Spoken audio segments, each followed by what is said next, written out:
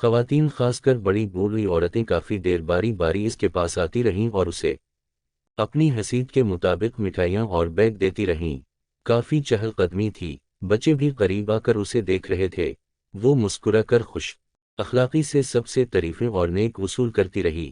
غیر معمولی سی ہلچل ہوئی تھی جب رانا میر باشم، میر دراب اور میر ہادی لاؤنج میں داخل ہوئے تھے۔ رانا میر ہادی کے قدم بے ساختہ ٹھٹک کر اپنی جگہ پر رکے تھے۔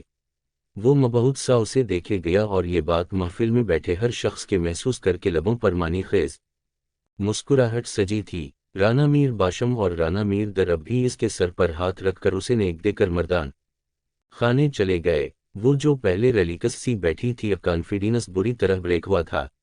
نگاہیں شرم و حیا کے بار سے جھک چکی تھیں، پلکیں لرزنے لگیں۔ وہ بے شرموں کی طرح نگاہیں نہیں ہٹا رہا تھا۔ لویزا نے دل میں دانت کچکچائے۔ بخت نے آج عرصے بعد اپنے دل میں درد اٹھتا محسوس کیا تھا۔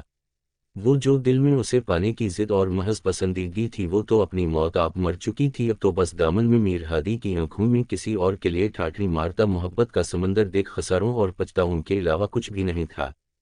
اس کے یہ تاثرات وہاں موجود گاؤں کی گھاگ اور تجربہ کار خواتین اچھی طرح نوٹ کر چکے تھیں۔ افضل آیا تھا اور میر ہادی کو امیر جنسی مردان خانے میں بلا کر اپنے ساتھ لے جا چکا تھا۔ اماں سائیں اور ممتاز بیگم زارون کے صدقے واری جا رہی تھیں۔ تبھی لویزا کو اپنے قریب دبی دبی سرگوشیاں سی سنائی دیں۔ ارے دیکھو اس سخت بی بی کو کیسے چھوٹے سائیں کی خاندانی بیوی ہوتے ہوئے سوتن کے آگے پیچھے بچھی جا رہی ہیں۔ ہاں بھائی جو حویلی کا وارث پیدا کرے گی۔ بخت نے آج عرصے بعد اپنے دل میں درد اٹھتا محسوس کیا تھا۔ وہ جو دل میں اسے پانے کی ضد اور محض پسندیدگی تھی وہ تو اپنی موت آپ مر چکی تھی۔ اب تو بس دامن میں میر بادی کی آنکھوں میں کسی اور کے لیے ٹھاٹھی مارتا محبت کا سمندر دیکھ خساروں اور پچھتاؤں کے علاوہ کچھ بھی نہیں تھا۔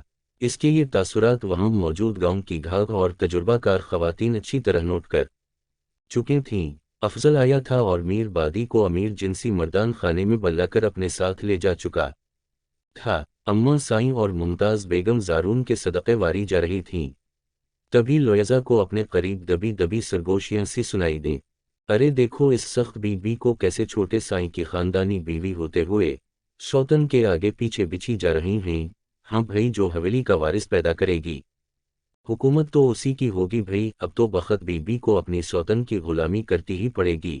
آخر کو وارث جو پیدا کیا ہے لویزا بی بی نے اتنی خوبصورت ملی کہاں چھوٹے سائیں کو کہیں کسی بازار سے تو نہیں لائے۔ اتنی حسین اور نازک کلی کم تو خیر سخت بی بی بھی نہیں تھیں، مگر حویلی کے مردوں کو جانتی نہیں تم جی، بہلانے کا سامان رکھ ہی لیتے ہیں، مگر یہ تو بیوی نہیں چھوٹے سائیں کی۔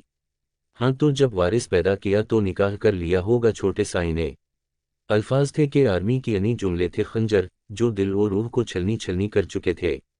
حویلی کی چھت لویزا کے سر پر گری تھی، دل کی دھڑکن اپنے کانوں میں سنائی دے رہی تھی۔ لویزا کو پورا جسم ہی پسینے سے بھیگ چکا تھا، چہرہ لٹھے کی طرح سفید پڑ چکا تھا۔